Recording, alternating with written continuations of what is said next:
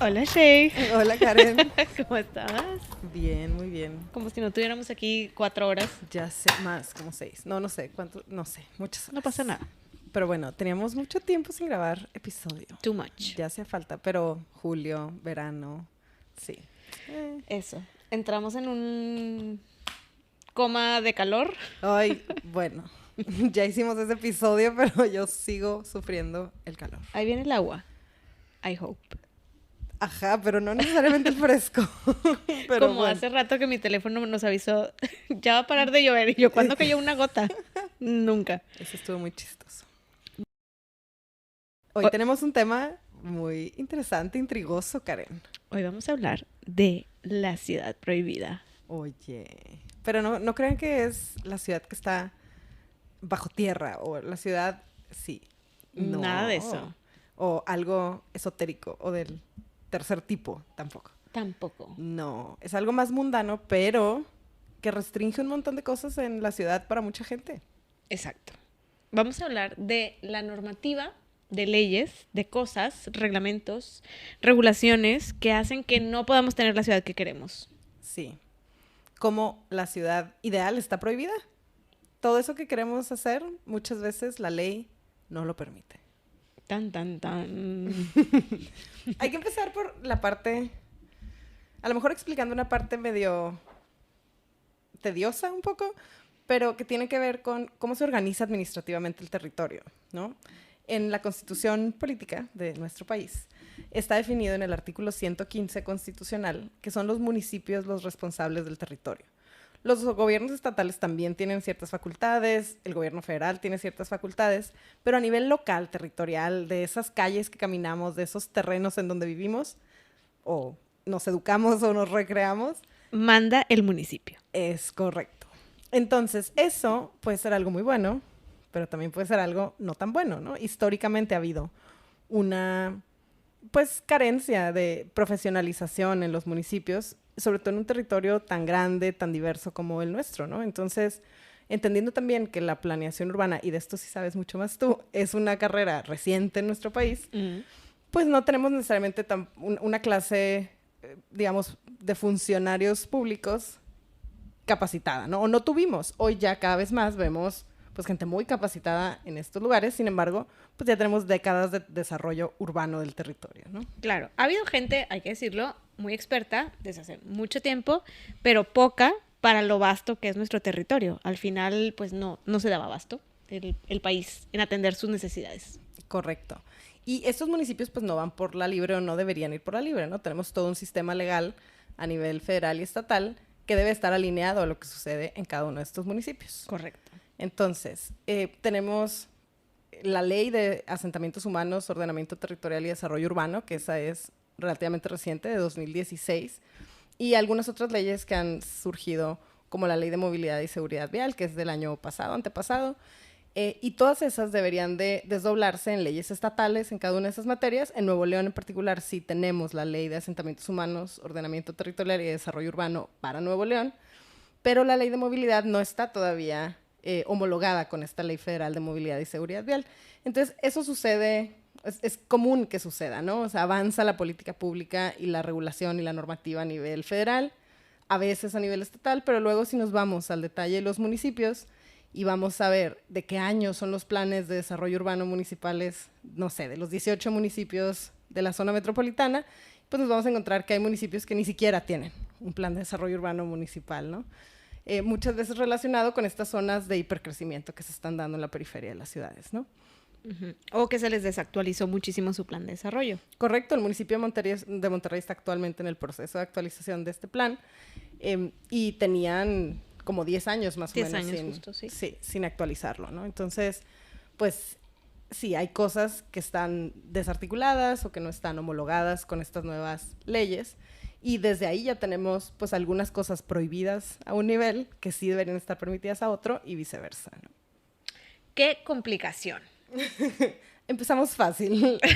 Cualquier cosa, nada más. Pero a ver, ¿cómo? O sea, cuando hay una ley, luego no porque exista la ley inmediatamente se puede aplicar, ¿verdad? Porque muchas veces no está aún normado digamos, la operación Claro, muchas veces, bueno, las leyes tienen, cuando entran en vigor, eso es lo primero, ¿no? Se tienen que publicar, siguen ciertos procesos y tienen que publicarse en el Diario Oficial de la Federación o en el periódico oficial de la localidad, ¿no? Del estado o la Gaceta Municipal, en el caso de los municipios, cuando ya estamos hablando de reglamentos municipales.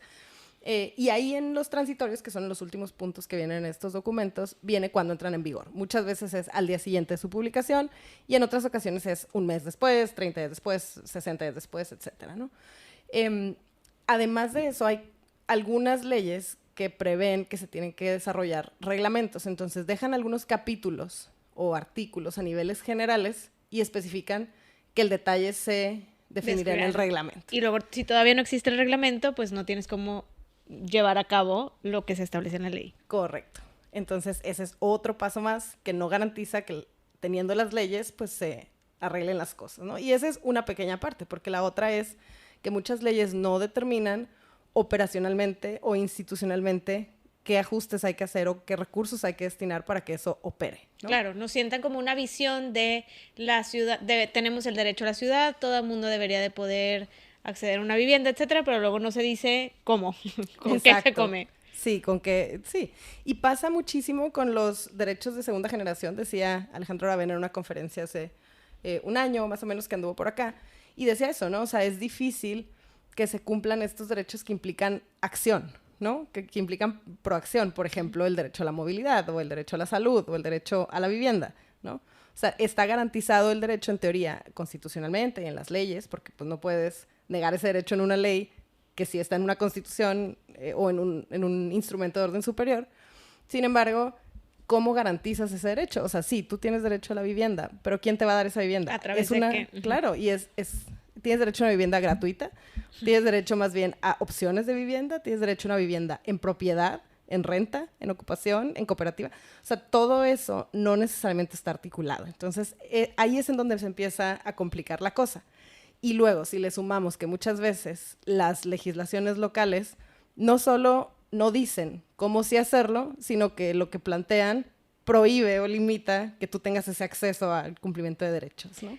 Completamente. Y ahí yo creo que valdría la pena decir qué tipo de normas o esto que acabas de decir son las que obstaculizan el desarrollo de esas ciudades que queremos. No es la ley tal cual, artículo no sé qué, sino qué tipo de obstáculos nos encontramos. Ya los traía aquí en memoria. No lo dudo ni por un segundo, pero más bien... Hay unos que están más cerca de nuestro corazoncito, ¿no? A ver, ¿cuál? Sí, para empezar, a ver, si hablamos del tema de vivienda, hay un montón de vivienda que hoy está prohibida de construir. Vivienda que ya existe en la ciudad, que se construyó en los años 80 o que se construyó en los 70, que hoy estaría prohibida, ¿no? Construirse.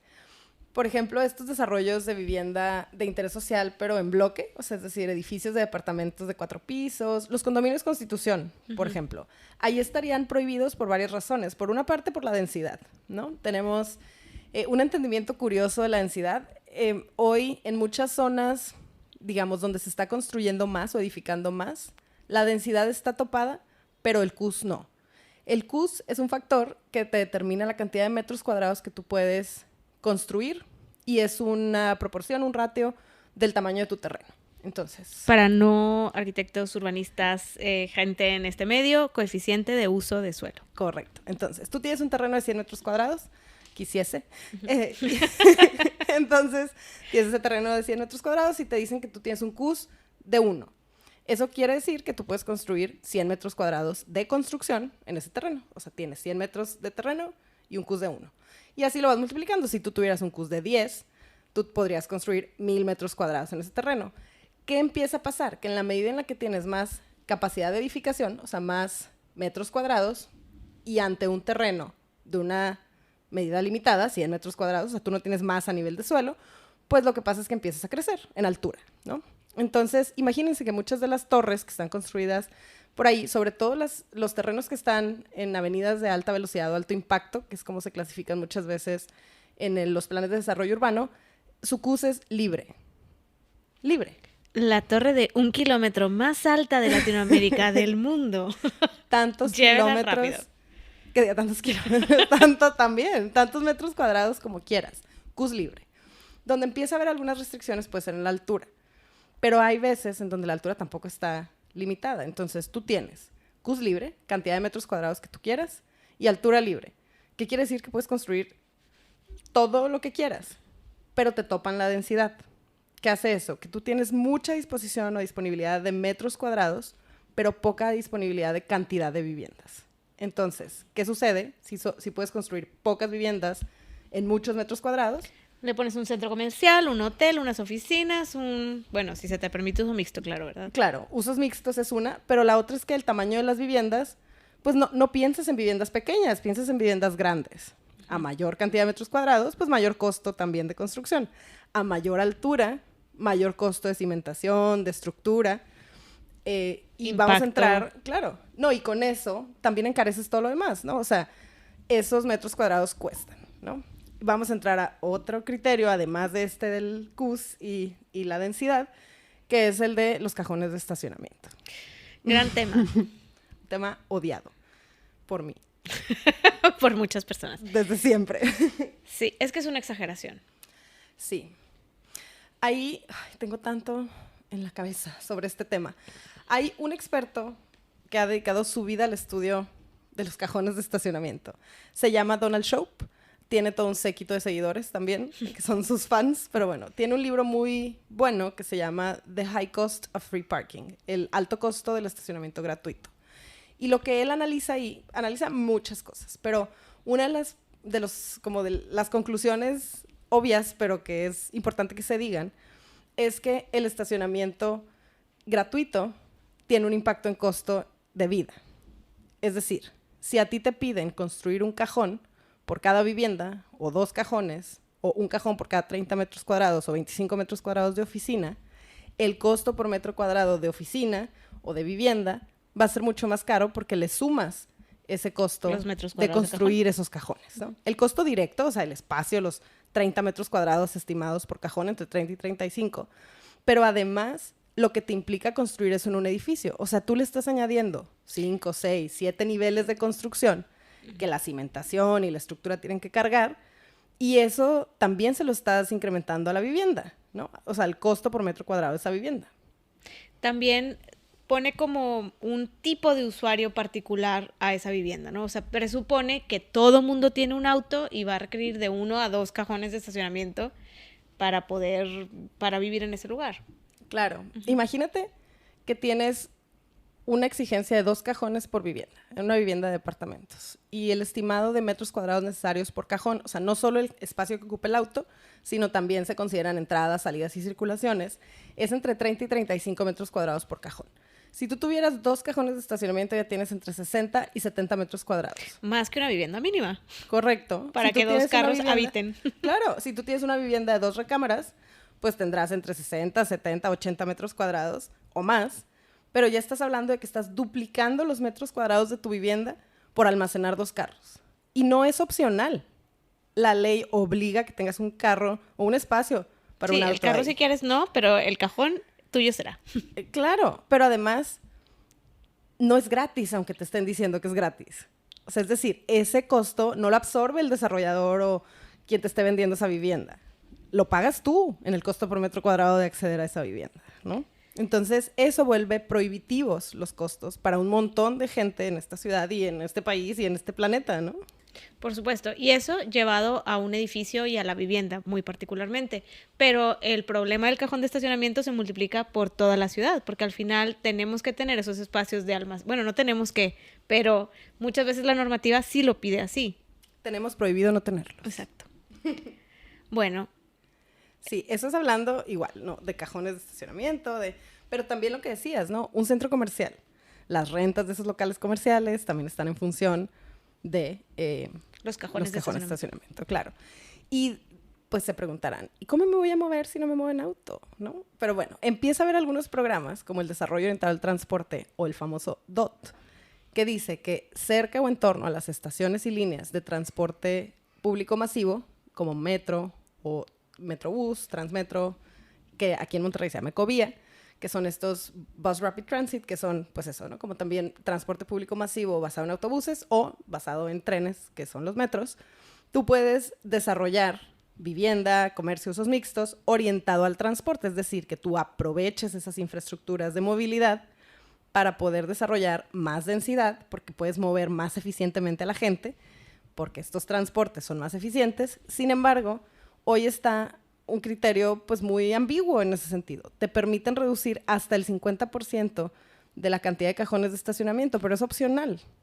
O sea, es decir... Te permiten, no es te obligan. Claro, entonces si tú tienes estudios de mercado que te dicen que para que tú puedas vender caro ese departamento o esa vivienda, necesitas tener 3 cajones o 2 o los que sean por vivienda, y la ley te permite construir menos, pero según tú el mercado te dice que construyas más, pues ¿qué vas a hacer? Construir más, ¿no? Entonces necesitamos otro tipo de políticas ahí. Sí. Que ahí en el tema de la vivienda también, a lo mejor podemos saltar este tema de, pues, de la asequibilidad de la vivienda, ¿no? O sea, lo prohibido de vivir también en algunas zonas de la ciudad porque no tenemos una vivienda que podamos pagar, ¿no? Hay algunas estrategias en otros países que han funcionado en ese sentido. Veíamos que en Estados Unidos hay varios estados que lo tienen, en España sabemos que lo tienen, y son políticas que precisamente buscan pues, permitirle a más personas habitar lugares que no podrían pagar con precios de mercado, ¿no? Claro, y ahí yo creo que eso sí es algo que está últimamente se ha estado incluyendo, por lo menos a nivel país, en la ley, el hecho de que necesitamos vivienda asequible.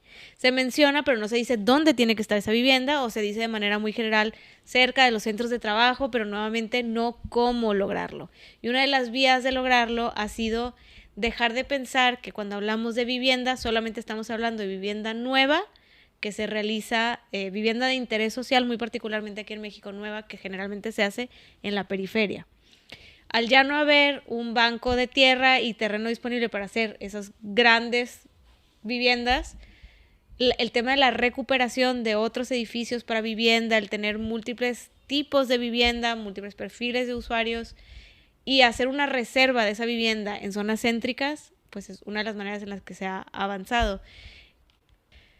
En Barcelona, por ejemplo, tienen detectado que tienen que ampliar su disponibilidad de vivienda pública para atender distintas necesidades. Cuando hablan de vivienda de interés social allá es, por ejemplo, para adultos mayores, el tema de población envejecida y demás. Entonces saben que tienen que tener un parque de mínimo el 15% de las viviendas destinado a políticas sociales. Esos son 100,000 viviendas. Y de pura vivienda nueva no les alcanza, tienen la mitad. Entonces hablan de recuperaremos otros edificios, tenemos que hacer otro tipo de cosas que no sea solo la construcción de nueva vivienda. Claro, y tiene mucho sentido también por el tiempo que toma construir nueva vivienda, ¿no? O sea, el tiempo, el espacio, el costo. Recuerdo un capítulo del libro de Jane Jacobs de Vida y muerte de las grandes ciudades. Y en un capítulo habla de la necesidad, lo voy a decir como muy mal, pero de la necesidad de mantener algunas cosas jodidas, ¿no? O sea, a ver, no es la palabra, pero es la verdad. O sea, no hay lugar que pueda aguantar una diversidad socioeconómica, diversidad de perfiles, diversidad de usos, si se renueva toda al mismo tiempo. Entonces, ella aboga por mantener algunos edificios viejos, no necesariamente jodidos, como había dicho, pero un poco deteriorados y un poco... Ahí es en donde la gente que no puede pagar una vivienda nueva podría pagar, ¿no? Y eventualmente ese edificio pues va a ser sustituido y el edificio nuevo que se construyó pues se envejecerá y así sucesivamente, ¿no? Pero lo que habla es de que esa renovación urbana se tiene que dar de una manera progresiva si queremos no gentrificar, ¿no? O sea, si queremos dejar de prohibirle a la gente pues la posibilidad de vivir en algunos lugares. Claro, y eso pasa por los... dónde generas la nueva vivienda, pero también los mecanismos de financiamiento, porque muchas veces lo que se te financia para que accedas a la vivienda es nueva vivienda, no renovación de vivienda, no construcción en tu propio terreno y demás. Entonces, si se trata de el crédito para adquirir una casa ya construida, pues estás limitando mucho porque no todo el mundo nuevamente va a tener acceso a eso. Claro, que ahí sí las políticas en México han ido avanzando un poco, o sea, hoy ya puedes acceder con el crédito, al menos pues de quien sí tiene es digamos una derechohabiencia, ¿no? O tiene un programa como Infonavit o Foviste, ya te permiten pues eso, una diversidad más amplia, ¿no? Ya no es solo vivienda nueva, pero también me parece que es entender los programas públicos de vivienda, no solo como el financiamiento de la vivienda, que hoy pues es lo que hay, sino también entenderlo como un programa completo, ¿no? O sea, una diversidad de tipologías, diversidad de tenencia. No toda la vivienda tiene que ser en propiedad, ¿no? O sea, tú Alquileres. puedes tener, claro, alquiler o renta de vivienda, también tener vivienda pública completamente, o algunas otras políticas como las que comentabas, ¿no? Que un porcentaje de la vivienda nueva construida por el mercado privado tenga un porcentaje de control de rentas, ¿no? O un límite al precio que cobras por esas viviendas, ¿no? Garantizando pues una mezcla socioeconómica, ¿no? Esto implica pues no solo legislar para eso, sino operarlo, ¿no? Asegurar que las personas candidatas adecuadas a esas viviendas pues sean a quienes se les otorgan, pero también que esas viviendas sí estén ocupadas, ¿no? Que muchas veces esos han sido algunos de los retos de estos programas en otros lugares, ¿no? O sea, se construye esa vivienda, pero no se habita, ¿no? O sea, si dejamos en el mercado privado esas decisiones, pues no necesariamente tienen un incentivo para que se habiten, ¿no? Claro, y bueno, ahí ya hemos dado 2 ejemplos, estacionamientos y vivienda, que son algunas de las cosas que muchas veces la normativa limita. Hablando de fraccionamientos o zonas de la ciudad, de la zonificación urbana, otro de los grandes retos es el monouso. Ay, sí. Esa es otra de las prohibiciones, ¿no? Está prohibido que construyas otra cosa que no sea vivienda. Y eso está peligroso. Eso viene de, pues, un movimiento moderno y un tema como de la Carta de Atenas y el dividir una industria muy nociva, perjudicial para la salud y demás, ponerla en un lado, las casas por acá, el lugar de esparcimiento por acá, y toda esa separación todavía persiste en muchos sentidos. Claro que ha habido una mayor, y se busca ese uso mixto, pero todavía tenemos, sobre todo aquí en México, un amor por los fraccionamientos cerrados en donde solamente existe vivienda. Y esas zonas residenciales, de uso exclusivo residencial, hacen que pues no te puedes desplazar caminando a tu lugar de trabajo o a otras actividades porque solamente hay casas y casas y casas y un mar de casas alrededor.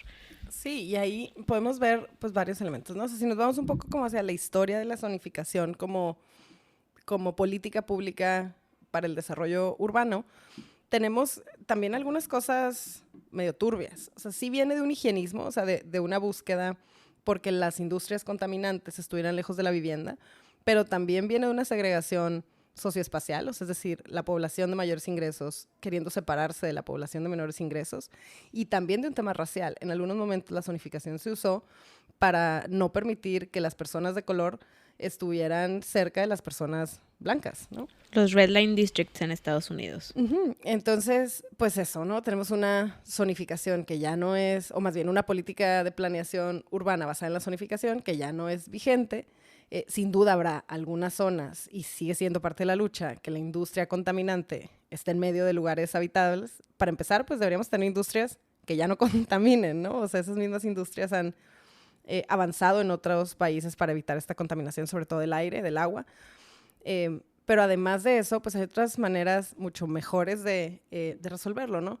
Parte de lo que prohíben este tipo de desarrollos, primero es que te puedas mover de una manera diferente al auto, ¿no? O sea, en este tipo de monousos es difícil que el transporte público funcione de una manera adecuada, ¿no? O sea, los niveles son bajos porque pues la gente está muy separada una de la otra. El transporte requiere densidad y ascensos y descensos a lo largo del recorrido para que sea mejor, para que tenga pues un mejor funcionamiento, ¿no? Entonces, por una parte, te prohíbe o te hace muy difícil moverte de otras maneras que no sean en automóvil.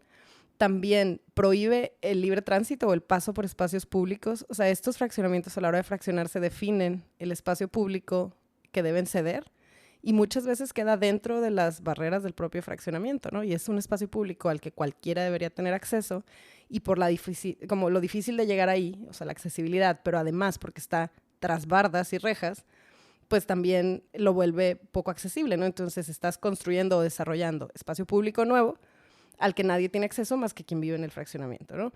Y en ocasiones una parte o porcentaje de este terreno termina siendo pues una tienda de conveniencia, un espacio comercial al exterior, que tampoco es un espacio público de uso libre, área abierta o área natural, ¿no?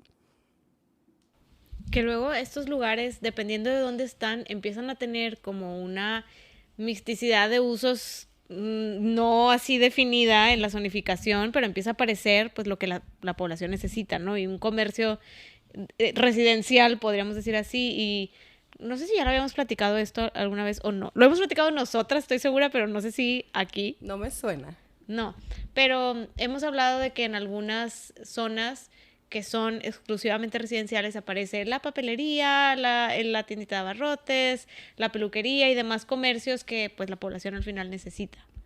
Claro. Y también en esta misma como prohibición, no es solo la legislación la que lo prohíbe, ¿no? Muchas veces también las propias personas residentes de estos lugares, sobre todo en fraccionamientos de un estrato socioeconómico más alto, buscan prohibir o estar vigilantes de que esos usos mixtos Nunca no lleguen. aparezcan, claro. Hay una resistencia enorme. A eso y al transporte público, ¿no? Y a la renta también yo he visto como, aquí es una zona residencial, no es vivienda de alquiler. Eso se me hace. Sí, de lo peor. Yo quiero empezar el frente de vecinas no propietarias. Esa es mi nueva lucha. Sí, no, ha sido... Sí, o sea, ¿por qué tendría que ser propietaria para tener el derecho a tomar decisiones sobre un territorio, no? Y deja tú, a tener el derecho sobre el territorio, a vivir en un territorio, ¿no? Claro, sí. O sea, nuevamente como desde el entendimiento de vivienda como propiedad y no vivienda como el hecho de vivir. Claro, claro. Y ahí, bueno, Carles Coffier tiene tiene varios libros, pero tiene uno muy bueno sobre... El de derechos homónimos. Claro, el derecho a la vivienda como 3 diferentes entendimientos del mismo derecho, ¿no? Y claro, ahí entramos en el debate de qué es el derecho a la vivienda, ¿no? Que es distinto al derecho a la propiedad, que es distinto al derecho al acceso por derecho a audiencia y también, pues, a poder habitar o asegurar que tengas un espacio donde vivir, ¿no? Oye, otro tema del que yo no sé tanto, pero que ahora está también muy en boga. Son súper... En boga. Que se sepa que somos señoras, que no quepa duda. Y más con bueno, esta risa. Cállate. Tú también eres una señora, discúlpame. Tú eres más señora, está bien. That's okay. I'll take it. El tema de la vivienda, de las rentas de corto plazo, digamos Airbnb, etcétera. O sea, todo lo que sucede con una vivienda que se desarrolla con un interés de tener un producto de inversión y que luego mueves como Airbnb y que desplaza la renta de largo plazo. Claro, hijo, eso es... O sube los precios. Todo un tema. Sí, y eso sucede con el de corto plazo, pero también con como los evictions o el sacarte de la vivienda para aumentar el precio. El otro día veía una historia de un artista que subió que pasó por el centro de Monterrey, que él vivía en una casa ahí, que les pidieron, o sea, quien les rentaba la casa o el departamento se las pidió, y al menos del año la renta estaba al doble de lo que ellos pagaban. Al doble. Al doble. Entonces, pues también eso, ¿no? O sea, el preferir esa rotación de inquilinos, ya sea a través de programas como Airbnb o de corta estancia, o también, pues, de cambiar de inquilinos para poder subir exponencialmente las rentas, ¿no? Entonces, sí, ahí, hijo, es que como en todo, ¿no? A ver, Uber ya genera impuestos, ¿no? O Didi o estas plataformas ya generan impuestos o dejan impuestos en algunas ciudades, ¿no? O sea, la legislación ha ido avanzando a reconocer que eso existe. O sea, parte del problema de los Airbnbs es, sí, el impacto en el barrio, ¿no? O sea, como de gentrificación, que vuelve más costoso poder vivir o habitar en estos lugares, el no tener ese sentido de pertenencia o pues sí, en el barrio, ya sea en la torre, en el bloque, en la manzana, al no tener una población constante, lo que también hace pues que periodos del año esté muy vacío y así, o sea, que sean como llenos en fechas pico, ¿no? Del año. Y el otro tema tiene que ver con que el dinero de estas rentas pues se va al extranjero, ¿no? O sea, no queda absolutamente nada de rentar aquí. Si tú tienes una propiedad y la rentas tú, pues en teoría pagas al menos pues el predial y los pues sí, derechos como, sí, relacionados con esa vivienda, ¿no? Entonces, una manera como de reparar un poco ese daño podría ser ese, ¿no? O sea, que se quede una parte de ese dinero. Pero como en el tema de movilidad, pues debería de usarse ese recurso para reinvertirse en vivienda o en programas de vivienda adecuada, en mitigar las, pues digamos, esas consecuencias negativas de tener estos esquemas para poder, pues no perder estos barrios locales, ¿no? Y otra vez Barcelona de ejemplo, pero lo que están haciendo algunos lugares como Barcelona es topar la cantidad de vivienda que se puede utilizar como Airbnb o plataformas similares, y luego esas licencias pues se conceden poco o ya no se conceden de plano, porque justo lo que han hecho es eso, especialmente en ciudades que son muy atractivas turísticamente. Esto suele ser un problemón, pero también tenemos este problema aquí en Monterrey. Y incluso la misma vivienda vertical se anuncia como una inversión. O sea, cómprala y réntala como Airbnb. Claro, o como lo que tú quieras, ¿no? Entonces, no se está desarrollando esta vivienda bien ubicada para que la gente habite directamente ahí, ¿no? Sino para que la vuelva negocio. Y eso hace también que las rentas, pues, busquen recuperar esa inversión, pero además, pues, con precios que tienen o que buscan cierto porcentaje de retorno. Esos impactos que se generan en esos territorios tampoco tienen, no tienen un impuesto proporcional, ¿no? O esa plusvalía que muchas veces se genera por intervenciones públicas, no se recuperan para que los gobiernos puedan, pues, mitigar esos impactos, ¿no? También en el tema de morfología, esto que hablábamos de que hoy está prohibido, pues, la vivienda en bloque y esta otra escala, también ayudaría a ir creciendo de manera progresiva, ¿no? En lugar de tener una ciudad completamente baja de 1, 2 o 3 niveles. 2 niveles y luego una torre de la más alta de Latinoamérica. Correcto. No tenemos regulaciones morfológicas, ¿no? O sea, basadas en la forma de los edificios. Entonces, si tenemos CUS libre o altura libre, como decíamos, pues de repente al lado de una vivienda de 2 niveles o en el barrio antiguo, que es la zona... aparece un pepino. Histórica, correcto. por poner algún ejemplo. Ponerlo bonito.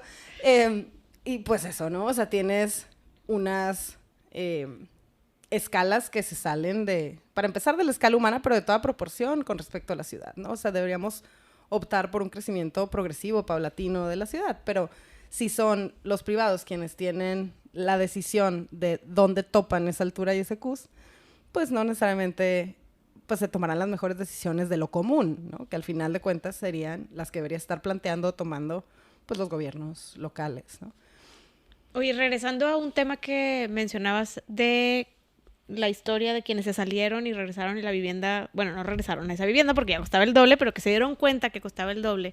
Hace un par de años en Alemania en Alemania hay a nivel federal una ley que limita en un 10% sus incrementos cuando sale una persona y entra una persona nueva. No podría el dueño o la dueña subir más del 10% el precio de la renta. Pero en Berlín había además otra ley que hace 2 años tumbaron porque dijeron que era inconstitucional, porque ya había una federal, que era todavía más ambiciosa, digamos, en cómo limitaba, o sea, un rent control. Al final era la Mietendeckel y limitaba el aumento de los alquileres en la ciudad. También inclusive podía bajar, o sea, pedir que bajaran la renta si estaba fuera de rango de una zona, etcétera. Desafortunadamente, pues esta ya la quitaron. Son, creo que, cosas que aquí todavía no hemos logrado, pero que en España, ya decías tú, en Alemania, inclusive en Estados Unidos, pues sí se han logrado estos pasos de controlar esas rentas de alguna manera para poder garantizar que haya un mayor acceso. Pues estamos lejos, ¿no? Y nada más para dar un poco de contexto, en particular en el tema de vivienda, en los años 70 hubo varios cambios en las legislaciones y luego en los 90 con la apertura de México pues, al neoliberalismo, ¿no? A otros esquemas. El gobierno empezó a soltar algunas de esas responsabilidades que tenía, como la vivienda, ¿no? Entonces, pues sí, muchas de estas decisiones no están reglamentadas. O sea, ¿te imaginas? Aquí en Monterrey se armaría, no sé, una huelga si alguien, o sea, de parte de los privados, ¿no? Si alguien intentara poner este tipo de regulaciones. Pero me parece que tampoco está funcionando el esquema actual, ¿no? Habría que ver, pues eso, ¿no? Escuchar diferentes voces, pero me parece que es un buen momento con 3 líneas del metro en proceso de construcción para determinar, pues, cómo van a ser estos nuevos DOTs o desarrollos orientados al transporte y también, pues, sentar la base con estos procesos de planes de desarrollo urbano que tienen que actualizarse, ¿no? Sobre todo porque muchas veces se utiliza el discurso de la vivienda en altura para redensificar el centro, para crear una ciudad más sostenible, ocultando o obviando el hecho de que solamente 10 o menos del 10% de la población tiene acceso a esas viviendas que se están desarrollando. Bueno, para hablar de otras cosas, para no caer en depresión. ¿Y cómo salimos de aquí? No, ya dimos algunas opciones de cómo podríamos salir de aquí, ¿no? Sí. Me gustaría hablar de un tema más. Estamos hablando como de la parte privada, ¿no? De la vivienda, pero también en el espacio público hay un montón de cosas prohibidas, ¿no? En particular en el tema de movilidad. En muchos espacios, debido a su diseño orientado sobre todo pues, al uso del auto, está prohibido, y si no está prohibido, pareciera que está prohibido que te muevas de otra manera, ¿no? Uf, este es gran tema. Tenemos el ejemplo que estuvo en medios y en redes sociales hace algunos meses del chavo que andaba en un monopatín en avenidas de flujo continuo, ¿no? No recuerdo si era Constitución o una de estas, ¿no? Por arriba un paso de desnivel.